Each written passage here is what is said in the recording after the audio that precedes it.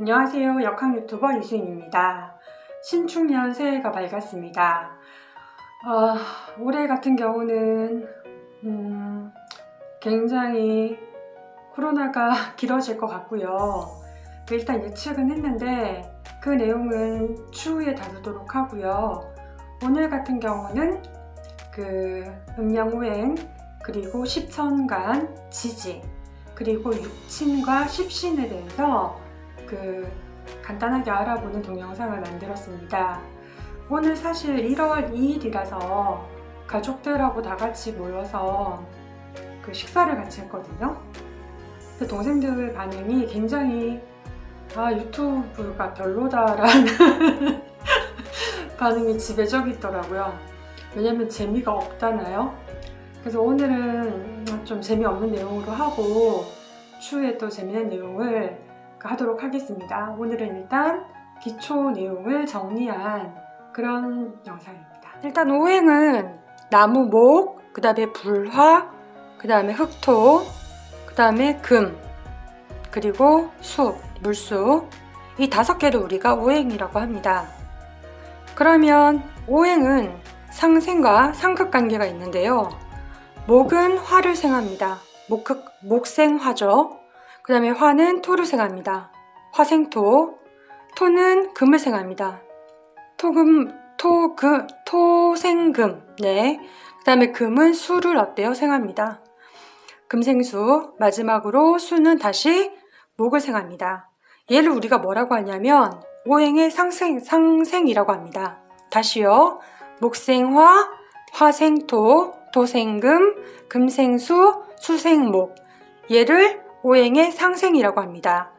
자, 그 다음에 이제 오행의 상극관계를 설명하도록 할게요. 목극토. 나무는 토를 극한다. 그리고 토극수. 흙은 물을 극한다. 수극화. 물은 불을 끈다. 수극화. 극한다. 화는 금을 녹인다. 화극금. 화는 금을 극한다. 금극목. 금은 도끼 생각하시면 됩니다. 도끼. 금은 나무를 극한다. 이 5개를 오행의 상극관계라고 합니다. 다시 정리합니다. 목극토, 토극수, 수극화, 화극금, 금극목. 얘를 오행의 상극이라고 합니다. 그래서 이 모양 자체를 돌아가는 모양을 오행의 상생, 그 다음에 이 안쪽에 별 모양 있죠? 얘가 바로 뭐냐면 오행의 상극이라고 해서 오행의 상생, 상극이라고 합니다. 자, 나무에는 양간이 있고 음간이 있습니다. 마찬가지로 불도 그렇고요. 화, 토, 금, 수 모두 양간과 음간이 있는데요. 그렇게 되면 짝이 총 10개가 나와요. 그래서 얘는 천간을 구성한다고 해서 십천간이라고 합니다. 나무는 양간인 간목, 그 다음에 음간인 을목, 그 다음에 불은 양간인 병화, 음간인 촛불, 정화가 있습니다. 그 다음에 토일간 같은 경우에는요, 양간인 무토, 음간인 기토가 있습니다. 그 다음에 이제 금 같은 경우에는 양간인 경금, 음간인 신금이 있습니다. 그 다음에 이제 수 같은 경우에는 양간인 임수, 그리고 음간인 계수가 있습니다. 이 총 10개를 바로 뭐라고 하냐면 십천간이라고 합니다.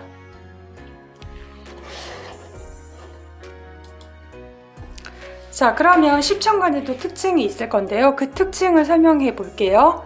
자, 간목은 일단 우리가 큰 나무라고 생각하시면 됩니다. 큰 나무니까 장엄하고 솟구치는 기상이 있습니다. 그런데 뻣뻣하기 때문에 부드러운 맛은 없는 거죠. 그 다음에 이제 을목 같은 경우는 억새풀이나 풀 생각하시면 돼요. 꽃도 가능하겠고요. 부드럽고 억새처럼 끈질기면서 잡초니까 끈질기고 억새고, 그리고 덩쿨 있죠. 덩쿨. 큰 나무를 휘감는 덩쿨이 있어서 휘감음이라는 특징이 있습니다. 병화는 태양이라서 강렬하고 뜨겁고 넓게 비추며 자비로움 그런 거 생각하시면 되고요. 반면에 지배욕이 강하다라고 생각을 하셔도 돼요. 정화는 촛불 생각하시면 됩니다. 고요하고 소망이 있고 희망을 생각하고 그리고 봉사를 뜻하기도 합니다. 저 같은 경우는 무토일간이거든요. 무토는 큰 산을 생각하면 되고요. 넓고 푸근하고 좀 고정적이고 고지식하기도 하고 무뚝뚝하다. 기토 같은 경우에는 논이나 밭을 생각하시면 됩니다. 지킴, 한정, 제약, 고독이라는 특징이 있습니다. 경금은 큰 산에 가면 바위 있잖아요. 바위나 도끼 같은 거 생각하시면 됩니다. 웅장하고 장렬하고 기상이나 개혁 있고 그리고 굉장히 좀 강하죠, 일간이. 신금 같은 경우는 똑같은 금이라고 해도 얘는 보석이라고 생각하시면 돼요. 그래서 칼이라든지 재련된 금인 거예요. 재련된 금. 보석, 칼, 그리고 치밀하고 예리하고 이성적이고 굉장히 현명하고 또 굉장히 조금 독한 일간이기도 합니다. 자, 임수 같은 경우에는 큰 바다, 잔잔하고 평온하고 그 다음에 수렴하고 반대로 생각하면 그 속을 알 수가 없기도 하는 거죠. 그 다음에 이제 개수일간 같은 경우는 이슬, 그 다음에 시냇물을 생각하시면 돼요. 영통하고 영민하고 호기심이 많고 탐구적이고 그런 특징이 있습니다. 이 십천간의 특징입니다. 그래서 모든 사람들의 사주팔자는 자기의 어떤 일간이 이 10개 중에서 하나에 들어가게 됩니다. 자, 이번에는 지지의 음양과 그 동물 상징하는 거 보도록 할게요. 일단 이게 음양 같은 경우는 조금 헷갈릴 수가 있기 때문에 얘는 일단 보지 않고 그 오행과 그 다음에 지지, 한글과 그 다음에 동물 형상만 설명하도록 할게요. 자, 일단 자축, 인묘, 진사, 오미, 신유, 술해 많이 들어보셨을 거예요. 얘를 우리가 뭐라고 하냐면 지지에 있고 총 12개라고 해서 12지시라고 합니다. 자는 뭐냐면 쥐를 뜻하고요. 오행상으로는 수가 됩니다. 차가운 물입니다. 그 다음에 축 같은 경우는 소를 뜻하면서 얘는 뭐냐면 흙을 뜻해요. 흙. 그 다음에 이는 그 호랑이 인자고요. 얘는 나무를 뜻합니다. 큰 나무 생각하시면 됩니다. 그 다음에 이제 그 묘자는 토끼를 뜻하면서 얘도 목이긴 한데 이는 큰 나무라면 묘는 잡초 정도 을목과 비슷한 이미지라고 생각하시면 됩니다. 그 다음에 지는 마찬가지로 토입니다. 근데 용을 다 뜻하고 있고요. 그 다음에 사 같은 경우는 뱀이고요. 불을 뜻합니다. 오 역시 불이고요. 말을 뜻합니다. 미 같은 경우에는 양이면서 얘는 토를 뜻합니다. 그 다음에 시는 원숭이면서 금을 상징하고요. 얘는 이제 그 경금이랑 같은 이미지예요. 그 다음에 닭은 닭유자를 쓰고요. 얘는 신금이랑 같은 역할, 보석과 같은 느낌입니다. 보석과 매치하시면 됩니다. 신금입니다. 천간이 신금과 비슷합니다. 그 다음에 이제 술자는 개술자인데요. 얘는 흙입니다. 마지막으로 해자는 돼지가 되고요. 요거 같은 경우는 임수랑 같은 역할을 합니다. 숲니다. 큰 바다를 상징합니다. 자, 이제 육친에 대해서 설명을 할 거고 십신에 대해서 설명을 할 건데요. 이게 조금 어려워요. 자, 일단 이 수, 생, 목 요거 보지 마시고요. 나를 위쪽에다가 배치하시면 됩니다. 나를. 자, 나를 기준으로 해서 나랑 음양이 같다면 비견, 나랑 음양이 다르다면 겁재가 됩니다. 그래서 얘를 줄여서 뭐라고 하냐면 비겁이라고 합니다. 비겁.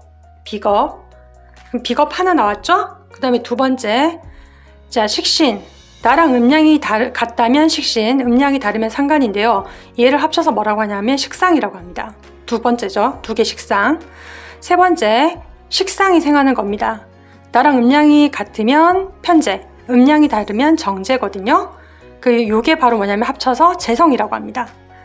자, 그리고 재가 생하는 거죠. 나랑 음양이 같으면 편간, 나랑 음양이 다르면 정간이고 얘를 합쳐서 관성이라고 합니다. 자, 그 다음에 관성이 생하는 겁니다. 나랑 음양이 같으면 편인, 나랑 음양이 다르면 정인인데 이 편인하고 정인을 합쳐서 그냥 인수라는 말을 쓰거든요. 인성이라는 말을 씁니다. 그럼 인성에서 5개가 나오고 그 다음에 나 6개죠. 그 6개를 토탈해서 뭐라고 하냐면 육친이라고 합니다. 다시 정리합니다. 비거 1개, 식상 2개, 그 다음에 재성 하나 3개, 그 다음에 관성 4개, 인성 5개, 그 다음에 나 요 6개를 육친이라고 합니다. 나를 제외한 육친 중에서 나를 제외하면 5개가 남을 거 아니에요. 그 5개가 음량이 다른 게 짝이 있기 때문에 총 10개의 신이 나옵니다. 그 10개를 뭐라고 하냐면 십신이라고 합니다. 자, 나를 기준으로 음량이 같다면 비견이라는 말을 쓰죠. 이 견자가 뭐냐면 비자는 견줄 비자에 견자가 어깨 견자입니다. 어깨를 견준다는 뜻이고요. 친구, 동료, 친형제 혹은 뭐 경쟁자 이런 뜻이 있습니다. 자, 그 다음에 겁재. 겁재는 나랑 음량이 다르고요. 재물을 빼앗는다는 뜻입니다. 동생, 후배, 이복, 형제 등이 있습니다. 그 다음에 이제 얘를 합쳐서 비겁인데 비겁, 즉 내가 생하는 게 바로 뭐냐면 식상입니다. 자, 그래서 나랑 일간과 음량이 같으면 식신, 일간과 음량이 다르면 상간이 됩니다. 이거는 뭐냐면 지금 자, 식신일 때는 딸을 상징하고요. 할머니가 되고요. 아들일 때는 상간, 아들, 부하가 됩니다. 자, 그리고 그 식상이 생하는 게 재성인데 재상도 재성인데 돈 생각하시면 돼요. 재성인데 자, 일간하고 음량이 같다면 시부모님이 되고요. 음량이 다르다면 부친이 되겠습니다. 그 다음에 재성이 생하는 게 바로 뭐냐면 편간이죠. 그래서 일간과 음량이 같으면 외간남자, 애인이 되겠고요. 그 다음에 일간과 음량이 다르면 정당하게 나를 극한다고 해서 남편, 정간이 됩니다. 그 다음 마지막으로 관성이 생하는 게 바로 뭐냐면 인성인데요. 자, 일간과 음량이 같으면 편인, 모친이 되겠고요. 일간과 음량이 다르다면 조부, 할아버지죠. 조부가 됩니다. 이 10개의 신을 바로 뭐라고 하냐면 십신이라고 합니다. 오늘은 간단하게 그 역학의 기초에 대해서 공부를 했는데요. 굉장히 재미없으셨을 것 같아요. 근데 이건 정말 기초고요. 이 역학 같은 경우는 제가 수학 강사였기도 하지만 굉장히 수학하고 비슷한 학문입니다. 예측도 가능하지만 그 방정식 푸는 거랑 똑같아요. 똑같고 조금 더 심오하기도 합니다. 그 추후에는 이게 지금 너무 이게 전문가적인 내용들이 많이 들어가면 어려우실 거라서 오늘은 기초 용어만 다뤄봤고요. 다음에는 조금 이런 역학보다는 좀 편하고 쉽고 재밌는 내용들로 조금 만들어 보도록 하겠습니다. 오늘은 그냥 간단한 역학 공부한다고 생각하시면 될 것 같습니다. 감사합니다. 새해 복 많이 받으십시오.